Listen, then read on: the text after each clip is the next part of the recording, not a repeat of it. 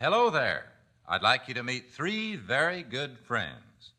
Tail, Bodger, and Lua. Have you ever heard of a cat and two dogs being best friends? Well, this really happened. In fact, these three musketeers were such good friends that they traveled over 200 miles across the wilds of Canada. Why? Because they were homesick. Who are these three unusual animals? First, there was Tail, a Siamese cat. A cat, I might add, that didn't particularly care for other cats. In fact, some people thought he just might be a little mixed up. They said Tail must think he's a dog. After all, look at who his friends are. But that didn't bother Tail. These were his friends, and that's what was important. Then there was Bodger, a white bull terrier. Bodger was pretty old, but you could tell that he was still a fine dog and had been quite a champion in his youth. Now he was content to spend most of his days resting. The third member of this family was Lua. Lua was a golden Labrador retriever and quite a bit younger than Bodger. He liked running in the fields and taking long walks. But going on a hunting trip with his master was his real joy. Now, you're probably wondering what made these three friends so homesick that they'd have to go on such a long journey. It is nighttime, and a huge orange moon is casting its rays of light into the home of John Longridge, who lives alone in the Canadian countryside. However, for the past few months, he's taken on a family, Tail, Bodger, and Lua, while their master and his family have been away in England. John has gotten along very well with his new family. In fact, during the quiet of the night, old Bodger would always sneak up into John's bed to be extra comfortable. Now, on one particular night, John noticed a very sad and faraway look in Lua's eyes. The retriever was probably dreaming of mountain lakes, ducks, and good shooting somewhere. The proper work for a dog of his kind, since this wasn't the animal's true home, and this man, despite all his kindness and hospitality, wasn't their real master. This made a difference, especially to Lua. He missed his home.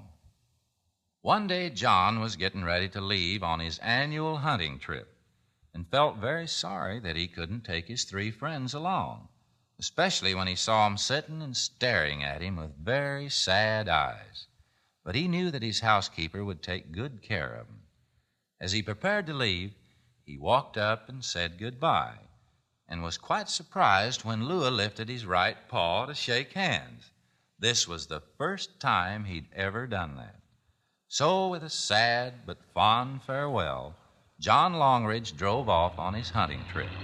The three animals watched the car disappear, and then there seemed to be a silence broken only by the gentle rustle of the leaves in the trees and the chirping of the birds. It almost seemed as if the animals had been deserted. Old Bodger decided to lie down next to Tail.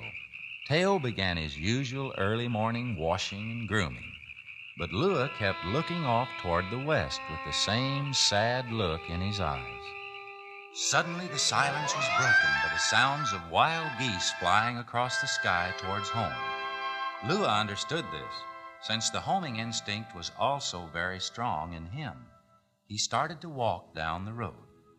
After a short distance, he stopped and looked back, as if to say, "Well, come along, you two.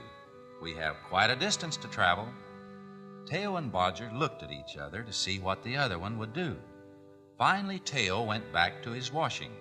After all, a cat must always maintain the very finest appearance. Lua continued on down the road, and as if by some invisible force, old Bodger jumped up and ran after him.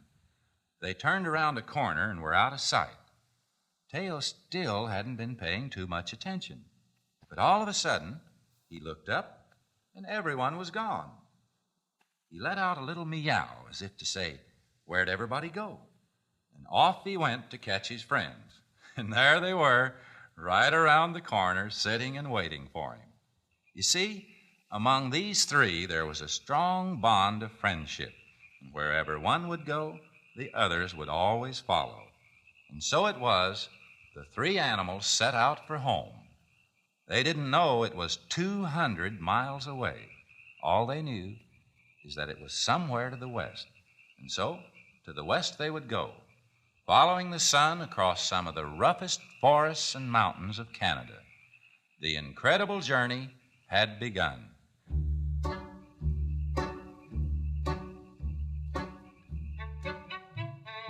All during that first morning, they pushed on bravely. Lua was the leader because his homing instinct was the strongest. He was at the head of the column, just to the left of old Bodger's shoulder. Lua understood that the old terrier was nearly blind in his left eye, and so he would naturally have to help him by being his lookout. Bodger was very satisfied to let someone else show the way. In fact, he wasn't too sure that he could make it, but he would try for his friend's sake. Meanwhile, the cat appointed himself rear guard. That is, when he was there. Sometimes he was in front, sometimes far behind, and many times off on side trips of his own, chasing birds or balancing along the fence rails or just stopping to give himself another bath. This didn't seem to worry Lua and Bodger because they knew that Teo would always catch up to him.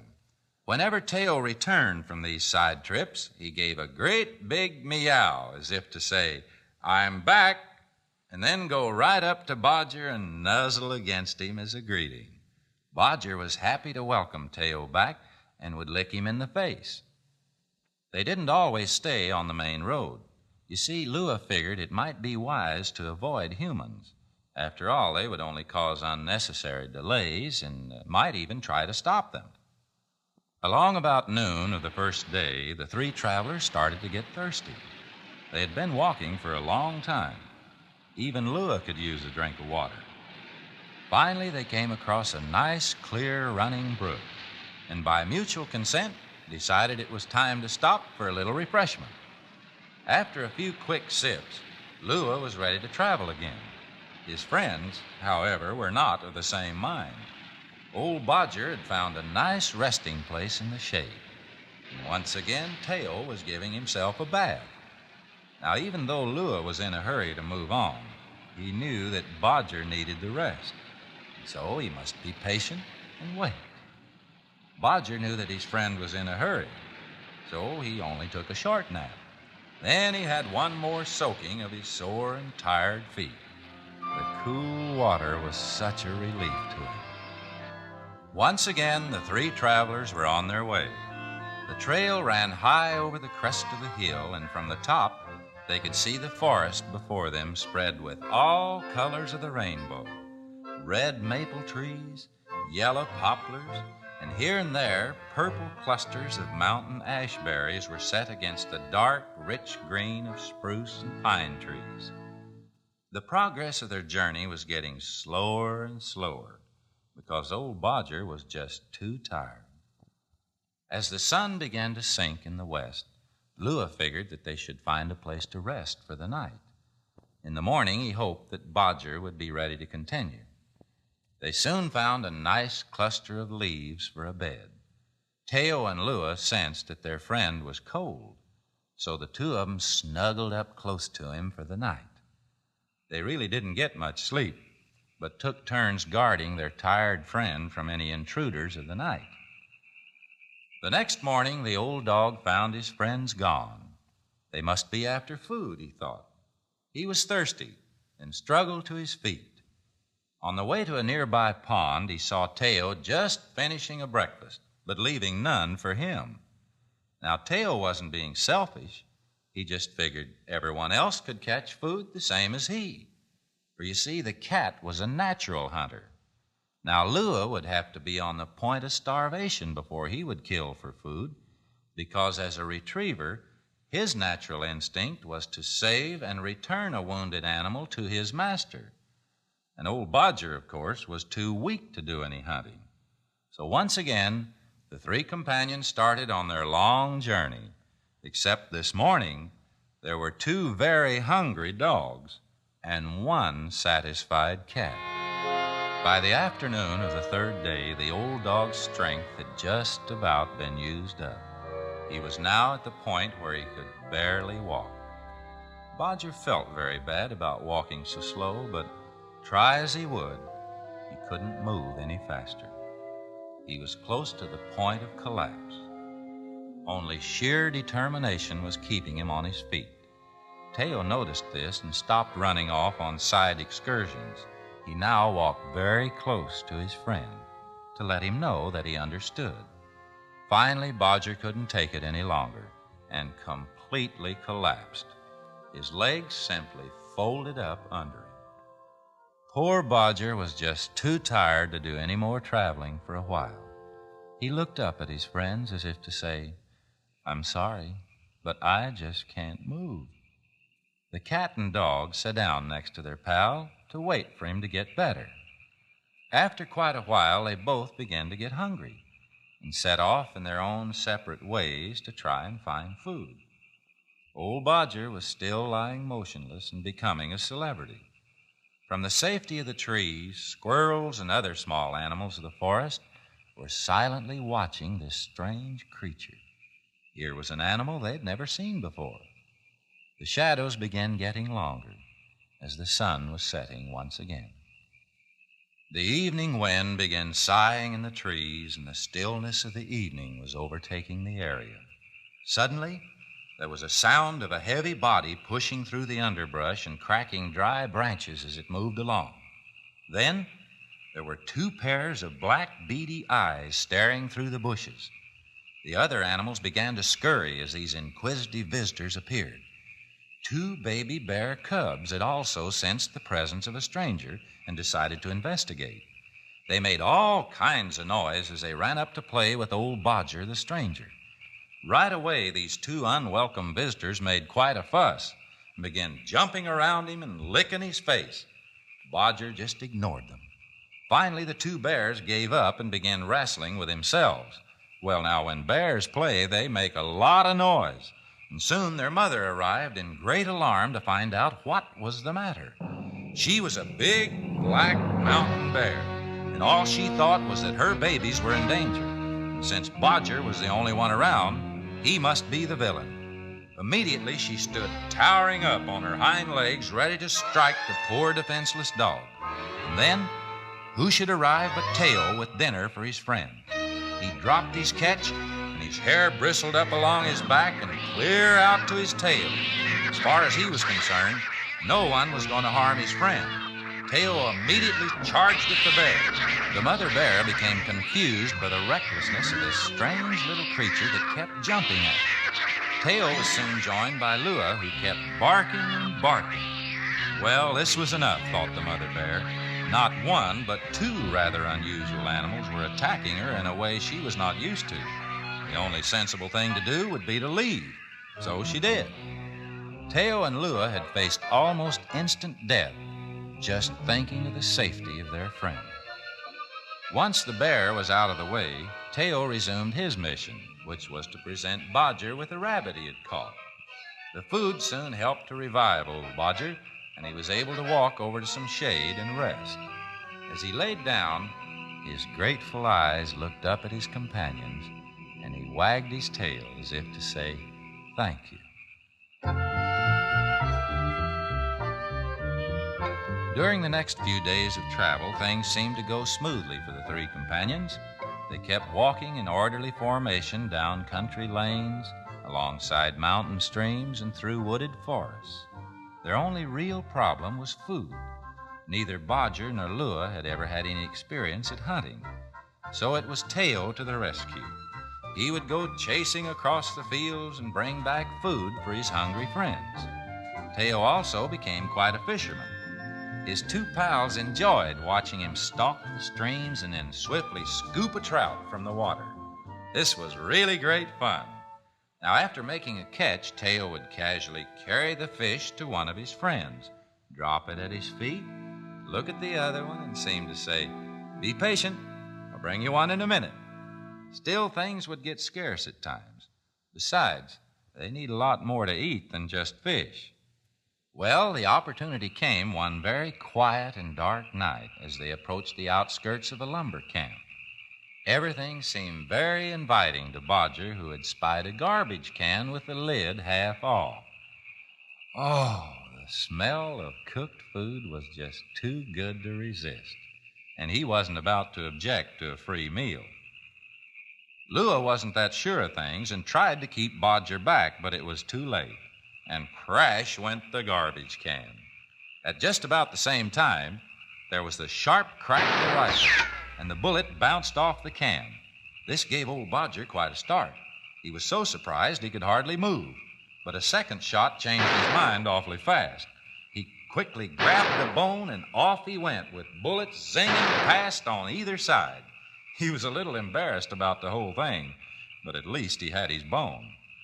As a sort of peace offering, Bodger wanted to share his prize with Lua. But the young dog solemnly turned away as if to say, "I told you that humans were not to be trusted." But this was very hard for old Bodger to believe. After all, some of his best friends were humans. Lua and Teo now decided to go hunting, and Bodger figured this was the perfect time to take a nap, especially after such a close call. No sooner had he laid down when he heard footsteps coming toward him. Human footsteps. Because of his unshaking faith in humans, he just had to look closer. Coming down the road and whistling a happy little tune was the strangest little old man he had ever seen. He wore very shabby clothes and had long white hair. And sitting on top of a battered old green hat was a crow. And as if that wasn't enough, there were some birds flying along with him. Now, Bodger didn't quite understand this, but surely this human must be kind, especially since he had so many animal friends.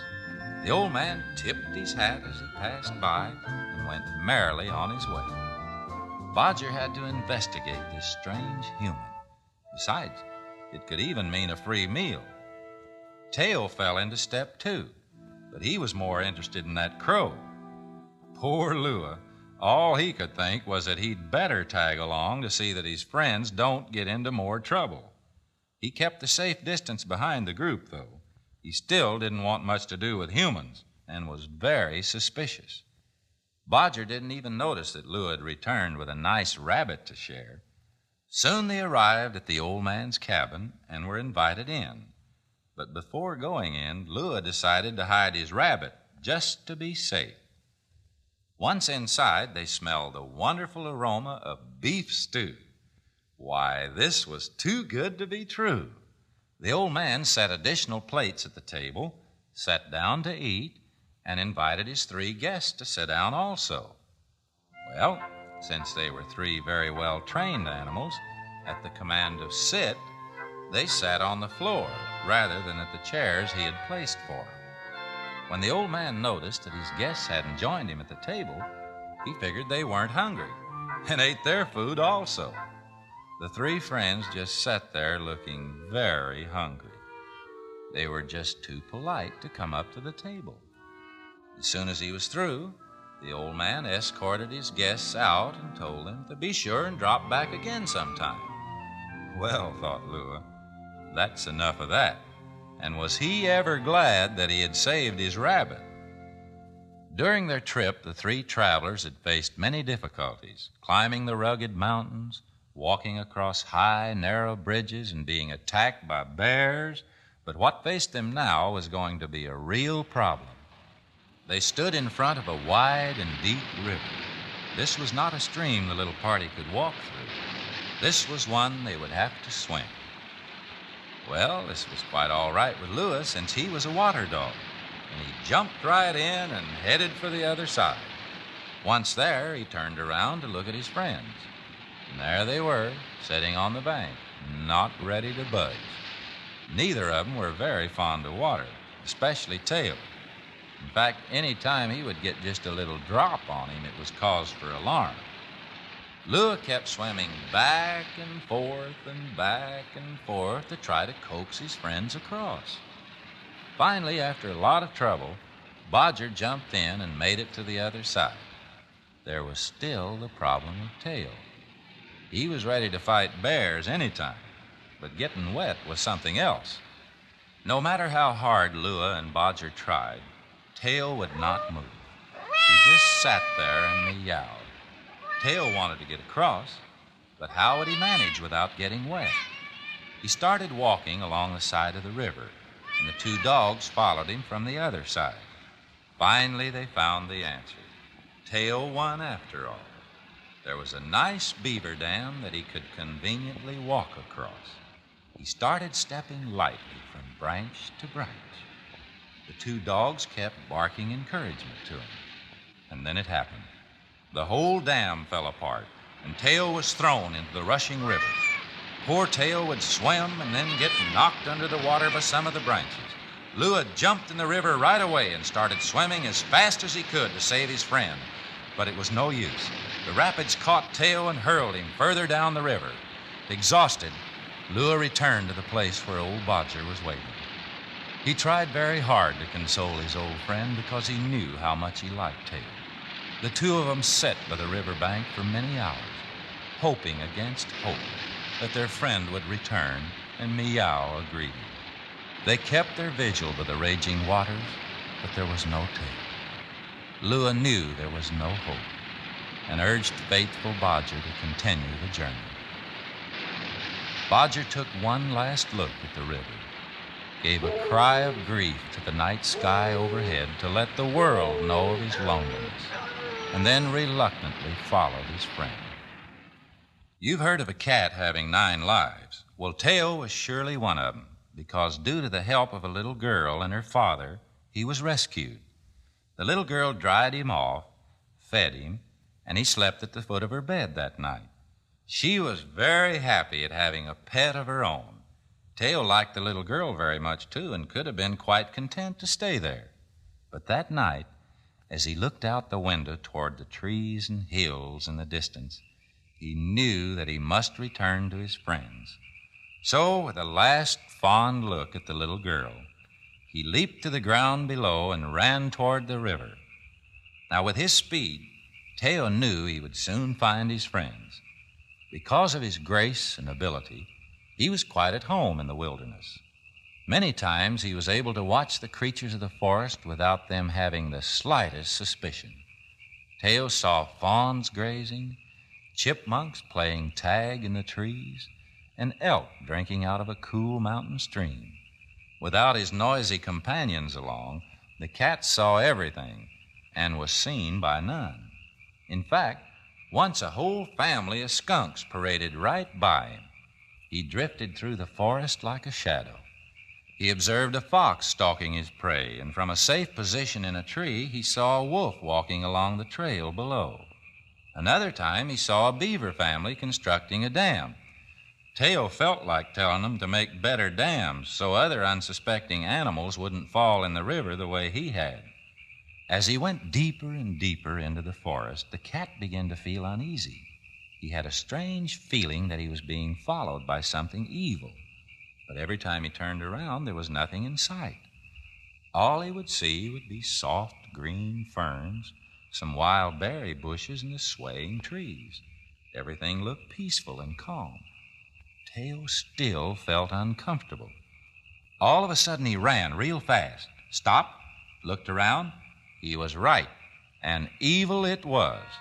From out of the shadows came a lynx, which is a wild killer of the forest, and like Tail, a member of the cat family. That is why Tail never heard of him. The lynx is able to creep silently while stalking his prey. Now it was the cat of the wild against the cat of the fireside. Quickly, Tail started running zigzag across the meadow, but he soon saw that this wasn't doing much good because the lynx could run faster. Immediately, he spied a tree for safety. He climbed higher and higher, out onto a branch. But the lynx was also a tree climber. Poor Tail knew that this was the end. Soon the evil lynx was shaking the branch. Tail tried to put up a fight, but it was useless. He lost his hold and fell to the ground. He started running again. But where would he go this time? The lynx was once again catching up to him when he saw a rabbit hole. He was safe, at least for a while. Tail turned to look out the small opening and saw the menacing eye of the evil cat staring at him. Quickly, he started kicking dirt into his face. This made the lynx angry, and he started to dig the hole bigger. What would Tail do now? He was trapped. All of a sudden, he heard the sharp crack of a hunting rifle, and the lynx disappeared. A small boy had shot the lynx, wounded it, and was now chasing it further into the woods. Another sound of the rifle. Teo knew that his enemy was gone. Now he was safe to travel. A few mornings later, the two dogs were walking along when they heard a peculiar call. Could it be their friend? No, that's impossible. They must be hearing things. It was just too much to hope for. When all of a sudden, they looked up a hill and saw Teo running and jumping toward them and meowing to beat the band. Both the dogs took off across the meadow to meet him, yelping and howling all the way. What a reception that was! Teo and old Bodger kept wrestling in the grass and covering each other with kisses. And soon Lua was in there, too. In fact, both of the dogs were a little too rough for Teo, and he took off up a tree. But not for long. He jumped right back down again to greet them some more, rubbing against their legs and talking a mile a minute. The three pals were once more united on their journey home. Every step of the way, the animals had known hunger and were always on the lookout for food. Then Lua discovered a porcupine. This funny little creature was a cinch to catch, but what he didn't know about were porcupine quills. Poor Lua was struck before he quite knew what had happened, and over the next few days the pain became worse. Bodger and Teo tried to help, but there was nothing they could do. Lua's whole face was burning, and he would soak it in water every chance he had. This wasn't a cure, but at least it brought the poor dog some relief. During one of his cooling periods, a flock of mallards flew over, and a shot rang through the air. One of the mallards fell to the water below. Lua plunged into the water to retrieve the duck. This is what he had been bred and trained for. It was his natural instinct. When he reached the mallard, however, he found he couldn't open his mouth wide enough to grasp it because of his infection from the porcupine quills. To a trained dog, this is most embarrassing, but Lua was determined to return the mallard to the hunter that he saw on the shore. He carefully took hold of the wing and headed for the hunter. The hunter saw what a fine dog Lua was and then noticed his wounds. He decided to take him home. Lua offered no resistance to help from a human this time because he was suffering so. When he arrived with the hunter, there was Bodger, already enjoying a meal from the hunter's wife. He had smelled smoked bacon and just decided it was time to eat. The hunter took care of Lua, and soon all the porcupine quills were removed. Bodger was glad to see that his friend was feeling better. Later that night, the two dogs were locked up alone in the shed, but not for long. Soon Teo arrived, and by casually removing the latch, joined his pals for a much-needed nap. Teo curled up in his favorite place across Bodger's chest, and soon all three friends were fast asleep. Early the next morning, they left the shed. It wasn't that the animals were ungrateful to the hunter, but they knew that they had a journey to finish. They must return to their home and their master. Lua took one last look at the house as if to say thank you for the kind treatment, then took the forward position in the marching order, and the three travelers carried on. Ahead lay the Ironmouth Mountain Range, rugged, forbidding, and worst of all, uninhabited. The three friends would no longer have the help of humans. There was a biting edge of cold in the air. Ice began forming on the streams, and before many days, the river's voice would be still, and all the land would be frozen under winter's coat of snow. The three travelers were getting chilled to the bone, but they kept walking. They somehow sensed that their journey may soon be over. Old Bodger was always shivering because of his thin coat of hair. Lua, being a retriever, had a thicker coat, which was able to protect him. But poor Teo was to suffer the most. From walking through the soft slush, his feet were always wet and his fur soaked. Worst of all, his small paws were losing all sense of feeling, and there was the danger that frostbite would finish him soon. But the three wouldn't give up. They would finish their journey together by helping each other along the way. Lua kept a close watch on his friends and aided them as much as he could. He walked right alongside them to protect their frail bodies from the cold, foul air.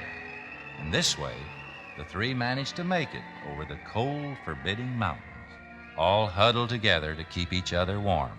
Finally, one day, they were on the crest of a hill, and below them was a green and golden valley. They had left the snow behind, and at the bottom of the hill was their home. They started barking, meowing, and howling greetings to their master, which seemed to echo throughout the valley. Lua raced down the hillside, barking all the way.